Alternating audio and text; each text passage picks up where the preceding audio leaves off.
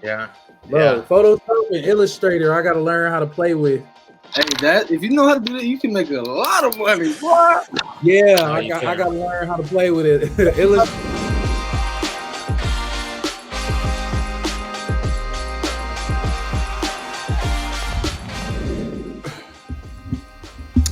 Welcome to the Chris and Jalen Show, presented by Just Cash Clothing and Empower Sportsnet. I am your host, Chris Arzola. I'm your co-host, Jalen Chapman, CEO of Just Cash Clothing. Today joining us, we got a very special person, multi-talented individual from Washington State football. He's also a chef and entrepreneur. Welcome to the show, Sir Riley. Yes, sir. Ooh, I like that introduction. What's happening, guys? Yo, what up, bro? Thank you for joining. It's my pleasure to be here.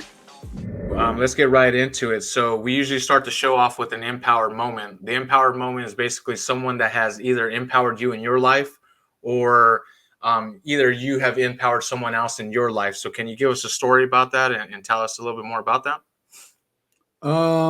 Not too much of a story, but I just got three people that really do empower me daily. That's my mom, my pops, and my granny. My mom, she really embodies unconditional love. I get my servitude from my granny. She really showed me how to be more like Christ and really learn to serve other people. Then my pops, he just does whatever he feels like doing, and he loves to do it. He does everything with passion. So, I could easily say those three people empower me the most. That's great. That's awesome to have those type of people in your life that empower you and take you to another level. I have someone that kind of empowered me too. Unfortunately, I lost my grandma about 18 years ago too, as well. But she was everything to me too. She taught me so many different things and stuff. I would go over there every day after school. She taught me how to read. She taught me how to do all these different things and stuff. So I could relate as far as having someone like my grandma empower me. So thank you for sharing that with us. The big question though is this: who is Sir Riley? Can you tell us more about yourself, sir? Sir Riley is a man of God, an older brother of three younger siblings, an entrepreneur, a chef, and I am whatever I put my mind to, if I'm honest. Mm-hmm. Love that answer, man. Absolutely, I agree. Anything you put your mind to. Where did you grow up at? So I grew up in Inglewood, California, born and raised. Jalen knows. But grew up in Inglewood. And I mean, that's born and raised. So you Inglewood Jets. Inglewood Jets. I would say I played for the Crenshaw Cougars. Yeah. Hey, you live right there. Look, don't fight me. I wanted to go there. He stays like the park that we practiced at. He lives on the other side of the gate. Oh man, you can just walk there. Instead he probably had to drive. I wanted to play there so many times. My pops was like, "No, I know the dude over at Crenshaw. We finna get you over there." And I'm like, Okay. Yeah, that makes sense then. So, how did you get into football then at an early age, or did you pick it up later in life, or how did that work out? I didn't start playing football until 8th grade. So, football, I jumped into it late. I didn't really know too much about football when I started to play it, if I'm honest. But when I started playing, I really fell in love with it, and that happened right around my sophomore year in high school. I was playing offensive line in 8th grade in Pop Warner, and then when I got to high school, my freshman year, they put me on D-line. In D-line, I was having some success, so they moved me from the JV team up to the varsity team on my sophomore year. So once I got to the varsity, I was, really start to settle in the game. I really start to understand more. And that's kind of where my love for football was embedded. So challenge going from D-line to the other side of the ball? No. Really, when I first started to play, my coaches were like, "Bro, you just gotta be angry." So, you know, the Well, transition from, yeah, I'm in the trenches, bro. So, you know, Yes. it's everything in the trenches. You got to play angry. So, you know, Yeah. I was bullying people my sophomore year, and my coach was like, look, sir, we need an offensive lineman. We need you to step up this year. And at first, I fought with my coach for weeks. I'm like, coach, I'm not playing offensive line. Like, no. Yeah. But, you know, the more I listened to him, the more I kind of understood, you know, the more I understood why I needed to play offensive line. It was like, okay, I'll do it. So, you know, I took one for the team. My junior year, I was playing both ways. So I was playing offensive line, and I was starting on the defensive line. And I was mauling people at offensive line. So, you know, that's that's kind of that's what paved the way, literally, for me to get to. Yep. Right. Yeah. So Go ahead. yeah. So what was the transition like then? So you went from that in high school to then how did you get recruited? You know what I mean? What was your recruiting session like to how did you get to Washington State? So wow, when I really think about it, Washington State offered me my junior year. So they were the second team to offer me. You know, up to that point, I had no idea what Washington State University was. I didn't know Washington State University existed. I didn't know anything about their offensive scheme. But later on, you know, when it got to my senior year and we really started to, you know, wind down the list of schools to where I would go to, the coaching staff there, they showed me a lot of love. The offensive line coach who recruited me in high school, I actually pulled up to a couple camps that he was coaching at and kind of how do I say this, kind of regulating. So, you know, they put on different camps in like Redlands or Orange County, and they tell me to come down, and I go to those camps and I'd absolutely ball out. And the coaches, you know, the coach was really cool. So the offensive line coach, he was a really cool guy. He was tight knit with my family. He was really close. So, you know, at that point I was like, why not just lock it in? So my senior year, I committed to Washington State, and I played my entire senior year committed. And then I left. Now I'm up here. I'm up here. How many offers did you have total? I think I had about 9 or 11. I think it was about 9. I'd have to Google if I'm honest. Nah, it'd be like that. I can't remember what I wore yesterday. You have to Google how many offers Sir Riley have. Good. That's hey. Oh, I had. Let me see. Cal was the first to offer me. They offered me maybe about the first game into my junior year when I flipped from defensive line to offensive line. Cal offered me, and then Washington State had offered me, and then the Naval Academy at Annapolis, they had offered me. University of Idaho, Hawaii, New Mexico State. I'd have to figure out the other ones. Utah State. It was a good list of schools. It was a hefty amount, basically. That's basically.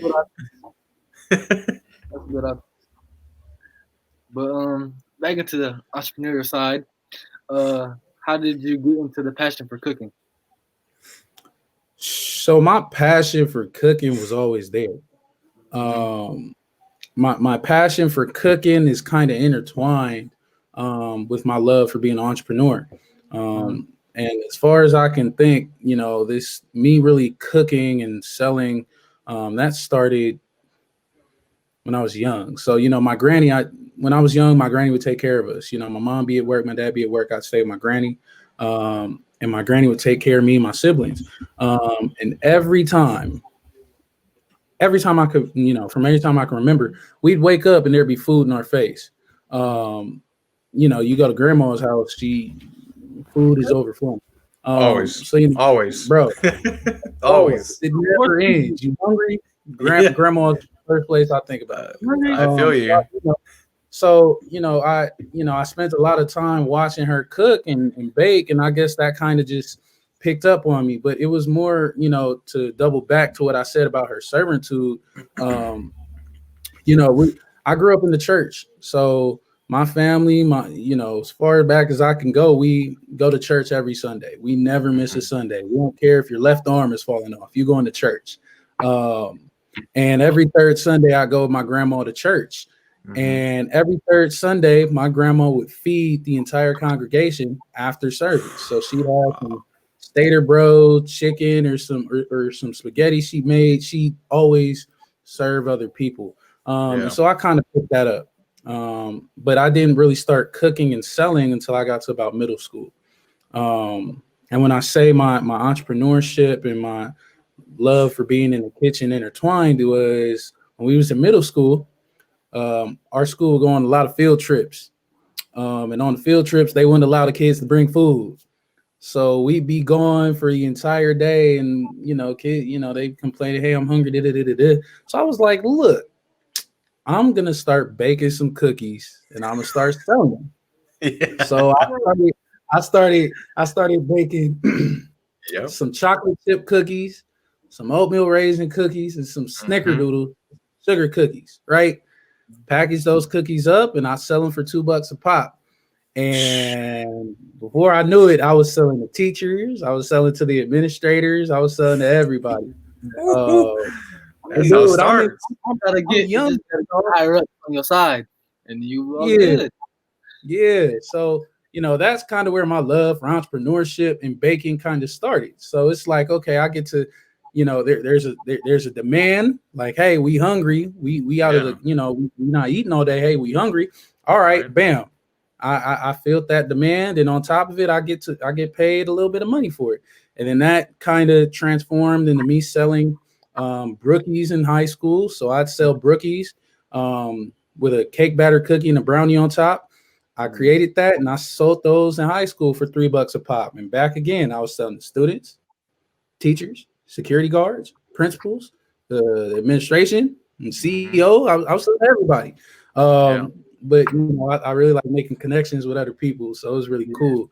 It was more like networking. So, I mean, as far as I can think of, that's been my passion, but they've always been intertwined. I feel you. So, how have you been able to balance your business and school? It's been hard. It's kind of hard to balance school and a business. Especially being a student athlete. It's no idea. It's hard, bro. Because you got to wake up every day. You got to write down your priorities. What are my priorities? And school comes first. My parents got so many degrees. I cannot give you a number. So school's always been number one. So after that is school, faith, family, football, and then then I could get into my entrepreneurship. But it's really hard to balance cooking and being a student athlete because oftentimes you don't have a lot of time to do the things you like to do. You got to get the things that you need to get done.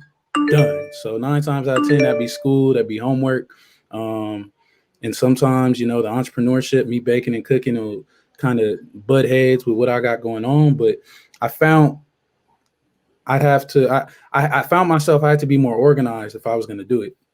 So I'd have to make a schedule. Okay, this day I'm going to knock this homework out. This day I'm going to study. This day, okay, I got this amount of hours to cook and sell some plates and network. So it's really hard, but it's manageable. I mean, life ain't easy, man. Especially being an entrepreneur. So you got to make it work. Yeah, making a schedule is a big thing. It's a great thing to do, especially if you're not good with time management and trying to see what you can get done throughout the day. That's a great thing to do. I've been doing that now for since I started my business, trying to get everything I can done every day, make the most out of it, and figure out how I can make money. Just cash. Just cash. Hey. You know what my brand is about, right? Yeah, and financial literacy, inspiring people to chase a bag. The bag. Don't me chase a bag. But what are you doing to get involved with financial literacy? Right now, actually, I'm reading a book on leadership and financial literacy from one of my favorite authors. His name is Dave Ramsey. He's a life coach. He also goes over budgeting and how to manage your finances. So right now, the things that I can do is I'm trying to educate myself on how to be better with my money and, my cash flow, where to put it, how to make sure that it's coming in. But educating myself is really the best thing I could do right now, because I can't teach other people if I'm not cognizant and really understanding of what I'm trying to, teach other people. Yeah. Book I would recommend was Rich Dad Poor Dad. Really good, especially about stocks. If you want to get into that, make money work for you. Why are you chasing the bag? You feel me? Make it grow. Why it's not, instead of it sitting in your bank account, you can grow. Stock market. That's a good thing to know what to put your money into and what to invest to make more money. Yeah, no, absolutely. I agree, actually. So I was going to hop in because a lot of the things that actually I kind of been doing recently too is stock market stuff. So this past year when the pandemic hit, right, I got on the stock market, started kind of really paying attention to what is going on in the stock market and kind of putting my money to work, like you said, putting my money to use. Because honestly, before this year, again, just sitting there, right, just sitting in my bank account, not working for me, not doing anything.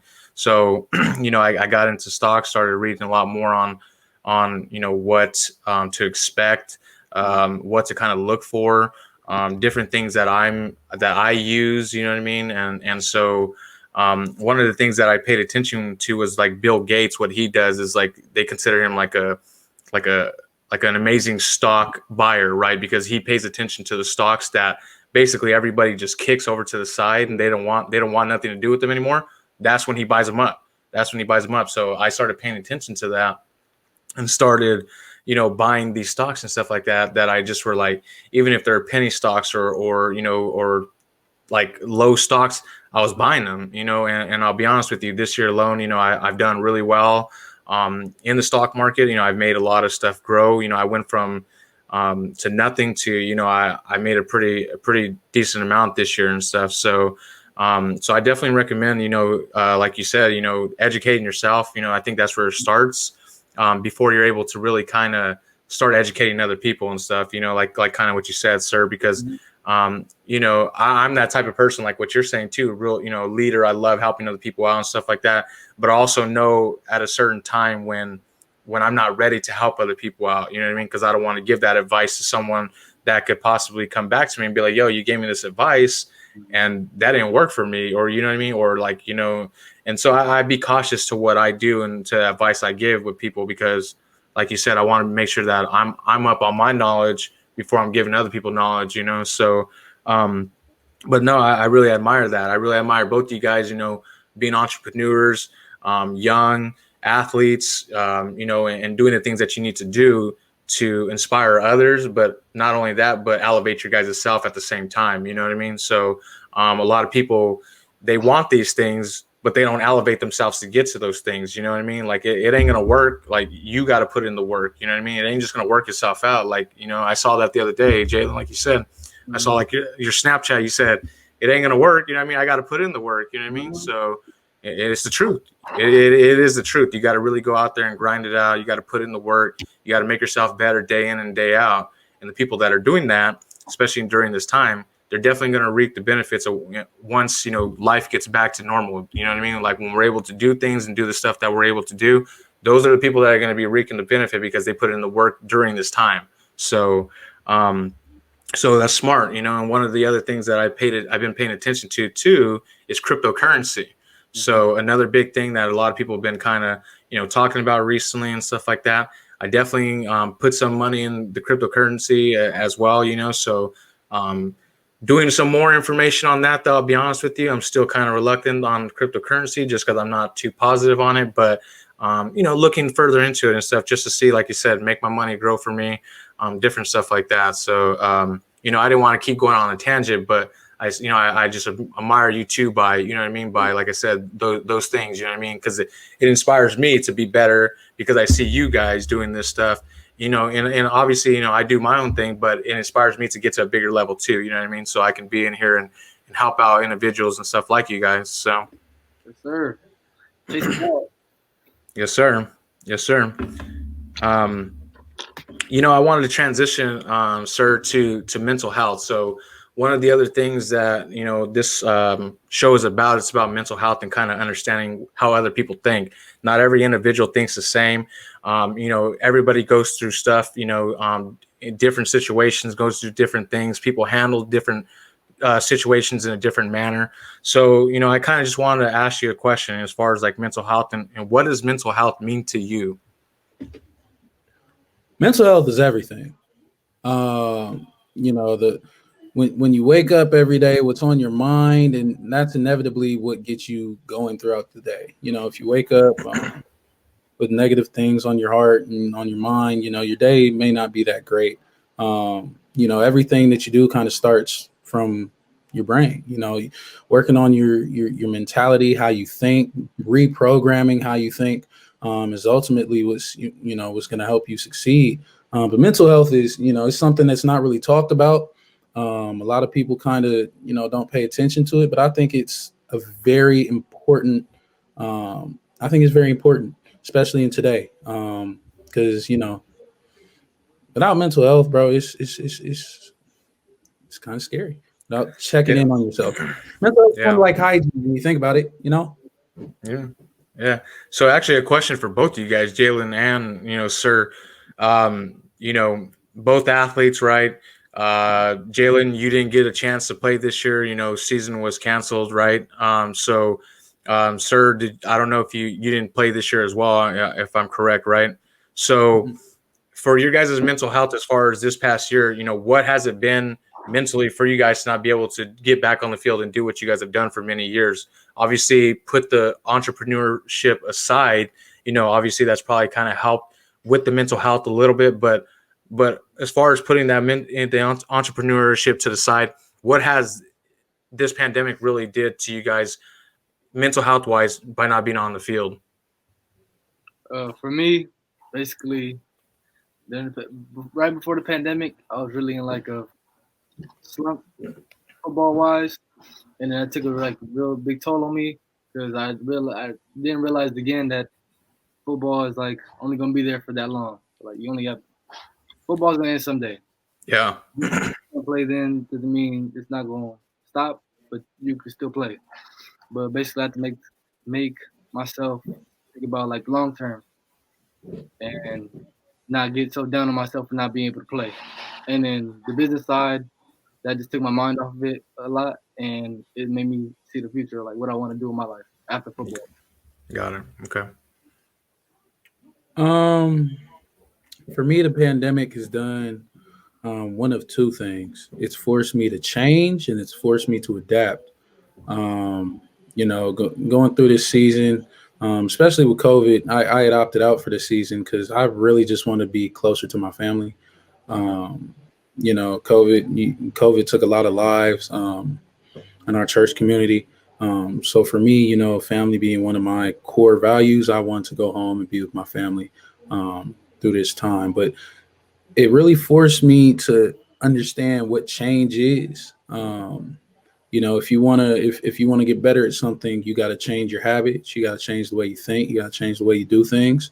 Um, and with us being from Cali, they wasn't playing about that lockdown.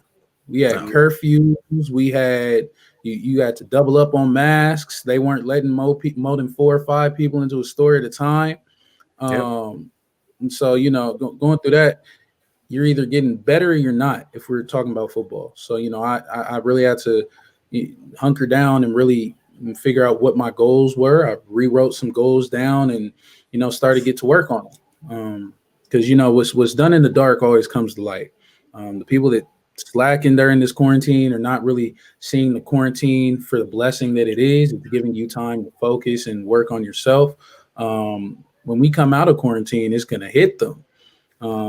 We've been in quarantine for about a year, and if you didn't pick up some new habits or pick up some, something else you want to change about your situation or yourself, um, you're just being complacent. I really think the pandemic was nothing but a blessing because it forced me to rethink some of the things I do, and it forced me to change as a person. So. Yeah. bro. No, absolutely. Yeah. So, I mean, like kind of like what you mentioned, we're in California. So I coach high school baseball, right? So, like you said, it's been 10 and a half months now since I've seen my athletes, since we've been on the field. And to be honest with you, just this past couple of weeks, man, like I've been good this entire year over the pandemic. But I'll be honest with you, it's about 2 weeks ago, it kind of hit me, man, where it was just like, I'm over it. I'm over it. Like, I want to get back on the field. I want to start helping these young men out, these individuals out. Like, you know what I mean? Like, it's not only hurting me like mental health wise, but like I can only imagine what the athletes are going through, right? So, because it's been 10 and a half months of, like you said, nothing, not being on the field, not being able to do anything. Some parks don't even have basketball hoops on them. You know what I mean? They took them off, different things like that. So, like, how do you as a young, you know what I mean? Like, I was always outside all day long, every day when I growing up, playing sports, playing that. Like, imagine not being able to do that. Like, I can't even fathom to imagine as a young individual what they're going through right now. So, like I said, a couple of weeks ago, man, like it broke me down. It broke me down. I was like, man, I'm over this. Like, I want to get back on the field. I want to get back out there. And so, like, my message is to the young, men and women that are out there watching this is that, hang in there, hang in there. It's just a matter of time. It's just a matter of time. We're trying to, I'm sure, the parents and, and the administrators and everyone's trying to do all the right things to get you guys back on the field in a safe manner, though, and so just hang in there. And once we get back on the field, man, it's a go time. So I would say just utilize this time, like Jalen, like we've been hitting, utilize this time to make yourself a better individual, on and off the court, field, anything like that. Take this time to really kind of hone in and hit these times to make yourself a better individual. So you have anything else to finish that up, Jalen? That's about it. Just make the most of your time. Try to get better every day at whatever you do. Use every day to your advantage. Every day is a chance to get better at whatever you do. Yep, 100. So let's switch gears, man. Let's switch gears to the NFL. So, you know what I mean? This Sunday we got a couple games coming up, so I want to kind of get your take on a couple of these games real quick and kind of see what you think. So let's talk about this. So who you got this weekend and why? So let's go first game. We got Packers, Buccaneers. You got Brady. You got, you know what I mean? You got Brady. You got Brady, or you got those two against each other. That's the hard part. That's the hard part. Okay, so go ahead. What's up, man? Who you got? As much as I don't like Tom Brady, I'm not picking Aaron Rodgers over Tom Brady. Tom Brady. Look. He. As much as I despise him, man, the dude is a freaking magician, especially in the postseason. Not to say Rodgers isn't, but dude got about 50 more postseason touchdown passes on Aaron Rodgers. On top of it, he's got Antonio Brown to throw the ball to. Oh my God, I'm not even going to get into all that. You just don't bet against Tom. It's not what you do. So real quick, this might change your mind, but Antonio Brown is actually ruled out today, so he won't be on the field this weekend. So he will have Chris Godwin, he will have Mike Adams, Gronk, Braid, Leonard Fournette, Ronald Jones. So he will have those guys. But what's your take, Jalen? Go ahead, give me what you got. What you got in that game? I don't have a favorite NFL team, but I like players. I have certain players I like. Okay. One of the players happens to be Aaron Rodgers, which is like one of my top quarterbacks I've liked forever. Yeah. I don't blame you. Oh, he's a great quarterback. Great. He's not just a pocket passer that he be running for me, be pump faking them, getting in. Yeah. Man, Cole. That's gonna be a good game though, but I got the Packers. Okay, Packers. Okay, no, I feel you. So here's my take too. So it's hard to bet against Brady, man. But the way Aaron Rodgers has been playing this year, it's crazy. I'm telling you, I'm going against the GOAT, bro. I'm going against him. Here's my take: 42-37 in a shootout. 42-37 Packers, bro. 42-30. I just don't think you can stop. I don't think you can stop Aaron Rodgers right now and Devontae Adams. Those two together right now are just, whoo. Yeah. I don't got animosity towards Aaron Rodgers. He's also a Hall of Fame QB. However, I am a Cowboys fan, and the things he's done to our establishment, I cannot forgive. Yeah, I'll be rocking the he's. top on this one. I hear you. I hear you. So okay. So we got the NFC out the way. You know what I mean. So what about the AFC? We got two young bucks. We got my boy Patrick Holmes. You know what I mean. And then you know what I mean. Don't forget about the Bills though. You know what I mean. Josh has been playing absolutely out of his mind. So it is ruled that Patrick Mahomes will be in because you know he did have a quote unquote concussion. It really wasn't a concussion. He just got like choked out basically. You know what I mean? But he's good. He's gonna be able to play now. So what you thinking? What you thinking for this game? I'm gonna go with Kansas City. Kansas City. I'm gonna go with Kansas City. It's really hard to defend their offense, and they got a really great offensive line with Clyde Edwards-Helaire running behind them. So I'm gonna go with Kansas City. It's an easy pick. Yeah, I'm going Kansas City as well. Even though the Bills is having a great season. Yeah, absolutely. It might be like the highest scoring, like the highest conference championship game in probably ever. I don't know what the record is, but they might beat that. No, for real. I think it's going to be up there. I think the points are going to be like in the high 40s. Like I wouldn't even doubt if they hit 50, bro. To be honest with you, because both of these offenses, man, they be tripping sometimes. You know what I mean? They be going ham. And the only reason why I don't like the Bills, honestly, in this particular spot, is that for the past few weeks they just have not been running the ball, bro. They have no running game whatsoever, and I just don't think that you could rely on one person such as Josh Allen to be able to do it all. Like you said, Kansas City, too many weapons. Hilaire, you know what I mean? Bell, Hardman, you know what I mean? Tyreek, like, you know what I mean? The list goes on and on and on. Travis Kelce. I mean, I could just keep going. The offensive line. So, you know what? It's hard to bet against the champs on this one, man. So, I think it's gonna be Packers Chiefs to end it. Packers Chiefs in the Super Bowl. That's my guess. That's my guess. Me too. He wants the Buccaneers. What you got? Yeah, you want Buccaneers and Chiefs. Look, I've already explained. I don't really like Tom, but if we play some bets, I'm not betting against Tom Brady. That's fair. Every time somebody bets against Tom Brady, the worst thing happens. He wins. So that Eagles game I did, the Eagles Super Bowl. That was when I first got to Rutgers, and they, the Eagles won. Yeah. I was gonna go to Philly. That's how serious it was. Because Philly was like a 45-minute drive from Rutgers. After they won that game, it was crazy. I can imagine, man. That's crazy. That's crazy. So I want to finish up and, I want to take the time, sir. I want to thank you for coming on.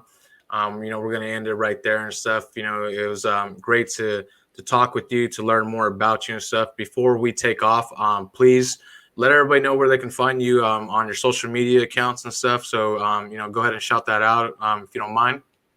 Oh yeah, y'all can find me on Instagram at Sir Signature. That's where you'll get a hold of me. Place orders, get some food, anything really. Just contact me. That's where you holler at me, and I'll take care of you. So looking forward to Super Bowl. Yep, me too.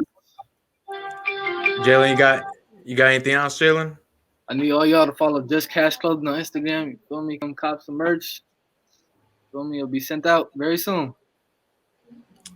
All right, guys and ladies, thank you for joining us today. And like I said, please go check out Sir on his Instagram and go check out justcashclothing.com and also empowerlv.org. I am your host, Chris Arzola. We out. Jalen Chapman.